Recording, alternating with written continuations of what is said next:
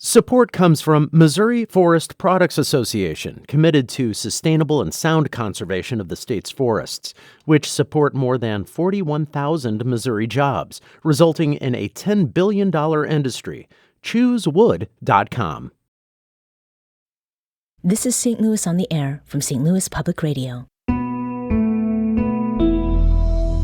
I'm Elaine Cha. 200 species is a lot. And they face the risk of extinction because of our actions. People look at a wet, swampy, marshy area and they think, oh, well, we can improve that. Each year, an estimated 60,000 acres of wetlands, roughly the equivalent of 46 forest parks, are lost in the United States. That makes wetlands the most threatened ecosystem in the country. And in Missouri, agriculture, urban development, and flood control measures have replaced 87% of the state's original wetlands. As it happens, today is World Wetlands Day, so we've invited Shaw Nature Reserve's Restoration and Land Stewardship Manager, Mike Saxton, to share what makes wetlands crucial in our area and what's being done to create and preserve wetlands in this region. Mike, welcome to the program. Hi, happy to be here. So let's start with what wetlands are. Sure. So wetlands, in kind of the simplest terms, are any of our natural communities, our natural areas that are either temporarily, seasonally, or continuously inundated with water. Mm-hmm. So this is sometimes wet, sometimes not? Correct, right. So there are a lot of different, there are a myriad types of different kinds of wetlands, but normally in the big picture, we break it down with coastal and tidal, which of course is not part of our habitats here. We're more of the inland, non-tidal type, right? Mm-hmm. In Missouri, we generally have marshes and swamps. Okay. Right? Two simple ways to break it down. Mm-hmm. And our marshes are those that are kind of more open and sunny, dominated by herbaceous plants. Swamps are the more, as you can probably imagine, the more woody, tree-filled wetlands are generally called swamps. Mm-hmm. And then what are some of the other ones that folks might miss or maybe not realize that we have? Sure. So the Missouri Department of Conservation categorizes 9 different types of wetlands that do occur here in the state of Missouri. So those are the marshes, swamps, shrub swamps, so woody shrubs, bottomland prairies, bottomland forests, oxbow lakes, which we can talk about here in a bit, and then riparian wetlands, so those wetlands that occur along the banks of rivers. Okay, so oxbow lakes. Sure. So oxbows, an oxbow occurs when a river kind of self-corrects or humans straighten a river, and what used to be a windy kind of S shape turns into a straight line. And so right over on the Illinois side of the river, there's Horseshoe Lake, which another term for oxbows typically. Okay. Mm-hmm. Now, insofar as seasons go, how do the seasons affect what we see, hear, or maybe even smell in wetland areas? Sure. So seasonally, some wetlands are fed by groundwater. A lot of wetlands are fed by surface water. So one thing that wetlands do a great job of is help us with flood prevention and flood control. So during the rainy seasons, the wetlands can expand. They can visually be much more visible to the naked eye. Mm-hmm. Other times that water is subsurface and it's not readily seen. But our wetlands are breeding hotspots. So especially for birds, for reptiles, amphibians. So during the mating and the breeding season, it can be a raucous place to be. A lot of calls, a lot of birds, songs, reptiles, amphibians. Mm-hmm. Like that. So in the spring, what are we expecting? Yeah, a lot of birds, especially kind of early in the spring, we get the waterfowl migration. So a lot of ducks, all kinds of ducks, not just kind of your mallards that a lot of people are envisioning. Mm-hmm. But and same with the frogs. Just a lot of noise coming in, but just a lot of activity, generally speaking. A lot of birds flying through the air, a lot of songs and music in the air. Mm-hmm. Mm-hmm. And then I think maybe midsummer to early fall might not be the time people are thinking of seeing flora and fauna. What is it that sort of pops up during that time? Yeah, the landscape, the color of the landscape changes tremendously, right? The wetlands are very green and lush in the growing season, right? And just like the trees can change color, so do the wetlands. They turn that kind of tawny, light brown color, the vegetation. just it all changes very evenly over the course of the season. And even in the winter, a lot of folks will think like, oh, well, it's kind of desolate out there. It's not so colorful, but it's actually got its own kind of unique beauty to it. Mm-hmm. You mentioned spring being a big time for frogs, and there's one called the chorus frog, which can be found at Shaw Nature Reserve. And their calls can be heard at the reserve starting in spring and into the summer. Let's hear a bit of that. So again, that's the chorus frog. Tell us a little bit about this creature. Sure. So they breed in shallow water. They're in all parts of Missouri except really kind of the boot heel, so down in the very southeast corner of the state. We like to tell folks that if you take a comb, like a hard-toothed comb, and you run your finger over the comb, right. that's the sound, right? You need a mechanism or a little mnemonic device to help you remember, because there's a lot of calls out there to try to learn, and that's an easy way to learn that one. Okay.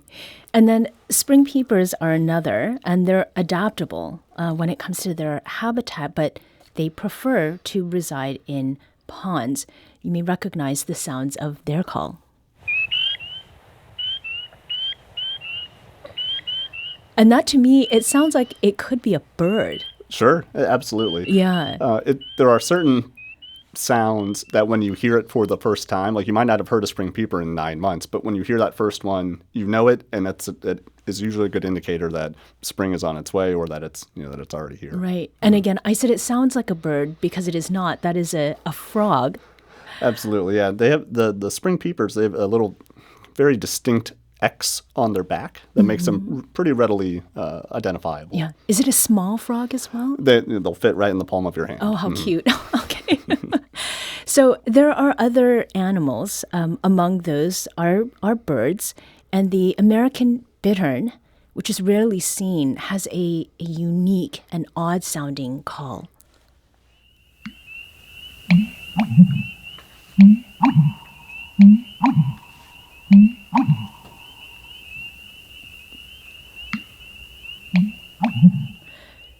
The American bittern sounds like a sound effect that we would use on the show. It's a member of the heron family. It can be found at the Shaw Nature Reserve.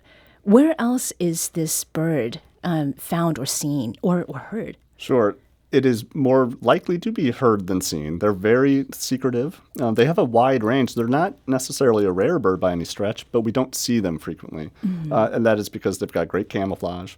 They're kind of, when you would see one, they're short and kind of stout, but then what they'll do is they will elongate their neck, and they have a very long neck, and then they will put their bill or their beak straight upwards. So they'll go from a short, squat little bird to a long, thin bird with their beak pointed up to the sky, and then they blend in very well with the reeds and the cattails and everything else in these marsh areas. Okay, so it's got some vertical. Absolutely. And a thing that's quite interesting about them is they have yellow eyes, but then during the breeding season, their eyes turn the color of orange. Oh, okay. Well, I mean, that's a clear sign that something's about to go down. So there are wetlands also on the Illinois side. Talk with us, Mike, about the Cache River wetlands at the southern tip of Illinois. Yeah, the Cache is it's a pretty stunning place. If you do a quick Google image search, you'll see images of kayakers moving around these massive sycamores.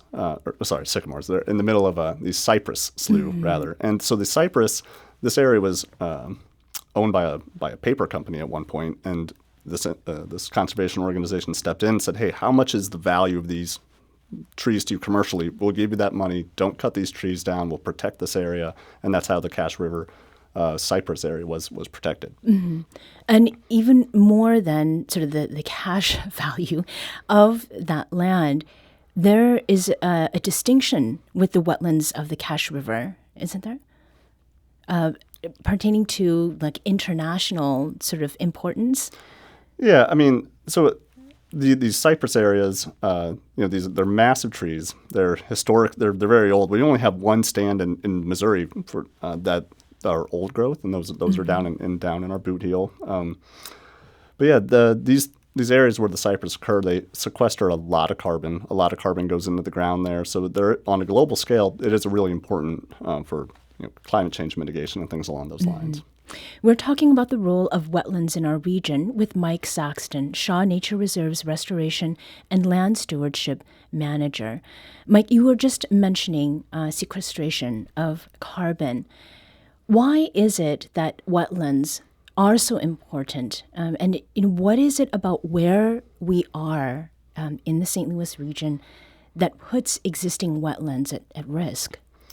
Yeah, so peatlands, peat soils, they sequester about 2 times as much carbon as forests do. And so we don't have peatlands here in Missouri, but that's on a global scale. Those wetlands are a big driver of carbon sequestration. Pre-settlement, Missouri had about 5 million acres of wetlands. And as you mentioned in the intro, that's down 87%. Part of the reason that we tend to lose wetlands is people don't understand their value, right? People look at a wet, swampy, marshy area and they think, oh, well, we can improve that. If we drain it, we can turn it into agriculture. If we fill it, we can put buildings on it, right? And we can improve that land. And so we're not always thinking about those ecosystem services that wetlands can provide for us. And why is it that people don't know much about wetlands? Yeah, I think part of it is, especially the idea of swamps. Swamps, it usually has a negative connotation to people. Mosquitoes, snakes, alligators, dark, impenetrable. And it's just not a place that always historically lended itself to kind of our human use or our human interaction. So unless you, as we know about a lot of things in life, unless you know it, understand it, you're not going to care for it, and you're not going to advocate for it. Yeah.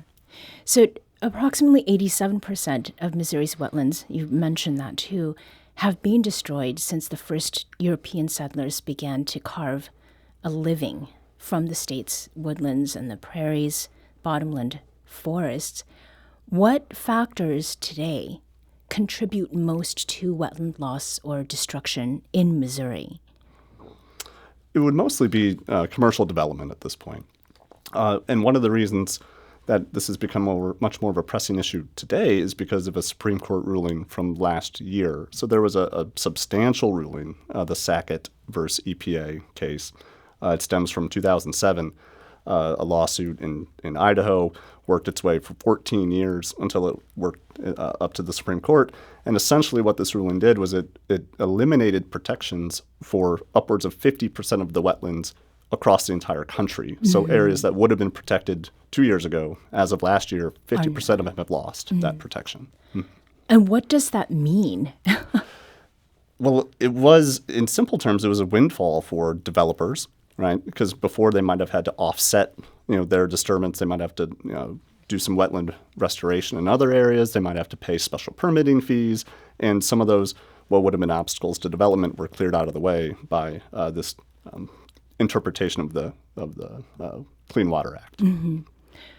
So insofar as preservation and restoration goes, these two things are not the same. I think restoration sounds lovely, almost romantic.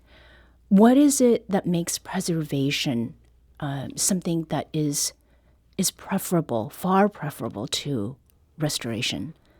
Yeah, so this would apply not only to wetlands, but to prairies and to our forested communities.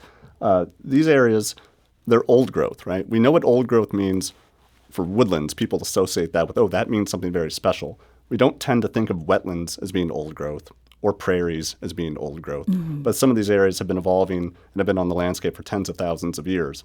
So if we have a wetland that has been functioning as a healthy, diverse ecosystem, and we destroy that, and we say, it's okay, we'll take this area over here, we'll just create a new one.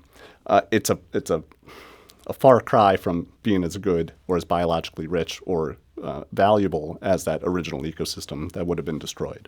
So those mitigations are important. I mean, it is important to restore and to create in lieu of anything else, but keeping those intact, healthy, biologically rich, older growth wetlands is very important. And protecting wetlands is important not just for flood mitigation and carbon sequestration, but also to preserve biodiversity. Why is this, to you, something that we need to be paying attention to? Yeah, I think people have gotten the message, in the last 5 or 10 years about pollinators. I think we've heard that, and people understand, and that's great. And that's really important because we've been able to say, well, economically, we get X value out of these pollinator services. So if I said, oh, well, we're losing these bird species, then someone said, okay, well, does that impact my daily life? Am I going to notice that they're gone? Is that going to impact my pocketbook? And sometimes it doesn't, or sometimes it could eventually in ways that we're not currently thinking about, right? So here in Missouri, we have 200 different plant and animal species that are threatened and endangered that utilize wetlands as their primary habitat type. So 200 species is a lot, and they face the risk of extinction because of our actions. Yeah. Now, Mike, I'm certainly not proud to admit this, but I will because I think it's an avenue to discussing, whys and whats. I did not know very much about wetlands or how endangered they are as an ecosystem before I started preparation for this segment, and I dare say I'm not alone in that. So I want to ask a question. I think I asked a little bit earlier, but to put a finer point on it, what do you think accounts for lack of awareness about wetlands, especially in comparison to general knowledge about climate change? Yeah, I think a lot of times we don't. One reason we don't value prairies, one reason we don't value wetlands, a lot of times is because we don't interact with them. Forested communities, people recreate in forests, they associate, they think about that as being nature. They don't necessarily see that this wet place that's all mired and mucky and that it's hard to get to sometimes. They don't see the value there, right? And in terms of climate change, we need a broad approach, right? Because there's going to be no silver bullet to that. We need a broad approach. And so things like wetlands, which can be these biodiversity hotspots, these reservoirs for all this biologically rich natural communities, if they're serving that dual purpose of being mechanisms by which we can mitigate climate, it's an added bonus there, right? Both of those things are really important. A lot of times people will focus on, we've got a climate crisis, but then they kind of leave off the fact that we also have a biodiversity crisis as well, and we need solutions to both of those, especially if they can be complementary, like wetland conservation. Mm-hmm. And just last month, actually, we talked about the 50th anniversary of the Endangered Species Act, what's been achieved through that legislation since 1973. But we also discussed, how much work still needs to be done. And you made that point about biodiversity crisis to our producer, Emily Woodbury. Apart from these big anniversaries, how do we get people to pay attention, Mike, or to care about wetlands? What is it that we can do? Right. Education, of course, is for most things, we have to get people to care, right? And getting people connected, that's probably the best way we can do it, right? So a good example would be just north of St. Louis, the Audubon Riverlands area. Mm-hmm. It's a great site, has a great visitor center, has a lot of interpretation on the walls, has binoculars for folks to come and look and see and observe and engage. And because it can be just abstract, right? Sitting here in a studio, sitting here in downtown St. Louis, this idea of, wetlands are so important. It's like, well, how do I even connect to those? Right. And so we have those resources locally, but we just have to get people connected to them. Yeah. Are there any wins that you can point to in efforts around wetlands preservation or restoration that sort of point the way to how we might do things in the future? Yeah, I think a good example of that would be when we look around St. Louis. I'm thinking specifically of South Grand.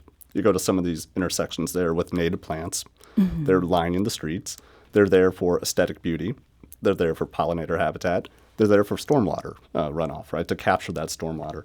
And I think a lot of times people ask, well, what can I do, right? It sounds like a big problem, and I'm just one person, right? So rain gardening is a great thing that people can do at their homes, right? There are a bunch of resources out there, Missouri Botanical Garden, various other resources. And it does a number of things, right? It gives you this aesthetically pleasing, biologically rich plant community right in front of your own home. It provides habitat for native pollinators. Mm-hmm. And it limits that runoff. It captures that water. It keeps it from going into the streams, down into the sewer systems, et cetera. And we can keep that, and we can promote native biodiversity and have a functional benefit to our wetlands. Mm-hmm. One of the things you also said to our producer was that one of the things that we can do is to vote. Talk about what that means.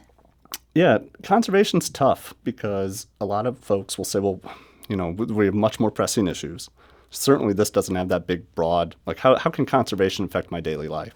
And because we need big solutions, right, to big problems. We need a lot of approaches. And, there are, voting is extremely important because conservation, like here in Missouri, this is a good example. The Missouri Department of Conservation, great organization, has enjoyed a lot of the public support for many, many years. And MDC does great work. And that's because the voters and the people of the state support them through tax initiatives, through engaging with all their programming, with visiting their sites.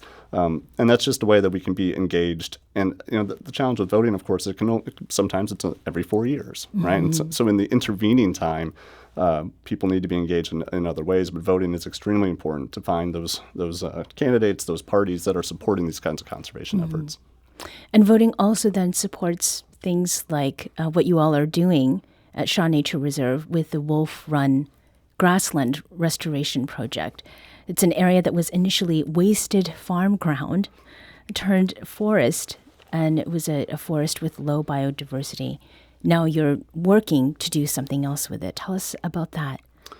Yeah, so the Wolf Run Grassland Restoration Area, when the Missouri Botanical Garden acquired the land that would become Shaw Nature Reserve back in 1925, and you can see we're getting ready to celebrate our centennial next year. We're really excited about that. But this was 1,300 acres of what they described as wasted farm ground. So it kind of went through this, what we would call succession. So if you just let a field go, it doesn't turn into a biologically rich area. A lot of times it can turn into an area full of invasive species and have that low biodiversity value. So we cleared out all the invasive shrubs, thinned out a lot of the eastern red cedar that had taken over the area, and now we've begun the process of kind of turning back time and looking ahead, of course, as well, and thinking about how we can make these areas climate resilient, how we can make them biologically rich, how we can get those ecosystem services, and how we can promote educational opportunities for the public. Mm-hmm. So as the last question here, what would you suggest that folks do? Put on some galoshes, and where should we go to kind of see and hear and experience what wetlands are close to where we're sitting right now? Yeah, one of the main types of wetlands, as we kind of spoke about earlier, are those riparian areas. And here we are, where the Missouri River meets the Mississippi River. There is Confluence State Park. That's a great example just north of the city. That Audubon Riverlands area that I mentioned earlier has great opportunities for education and interpretation and access for folks. And we have to be active. That's one of the challenges. Like, to get out and experience these areas, we need to get out into the natural world. And places like Shaw Nature Reserve, organizations like the Missouri Department of Conservation, the Audubon Society, these are organizations dedicated to that cause. Mike, thank you so much for talking with us about that. Yeah.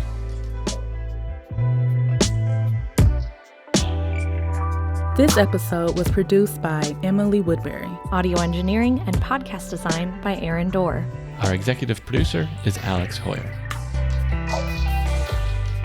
St. Louis on the Air is a production of St. Louis Public Radio. Understanding starts here. St. Louis on the Air proudly supports local artists by using music from Life Creative Group. Do you find yourself regularly listening to episodes of St. Louis on the Air? Suggest us to a friend you think might enjoy our conversations. And leave us a review and rating on Apple Podcasts on the App Store. It's the simplest way to help people discover our show. Thanks. St. Louis Public Radio is a member-supported service of the University of Missouri St. Louis.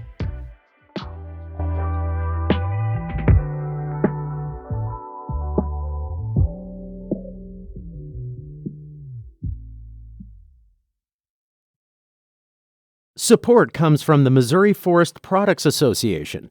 Missouri produces wood pallets, railroad ties, white oak barrels, hardwood floors, and more. Details on the variety of products made in the state are at choosewood.com.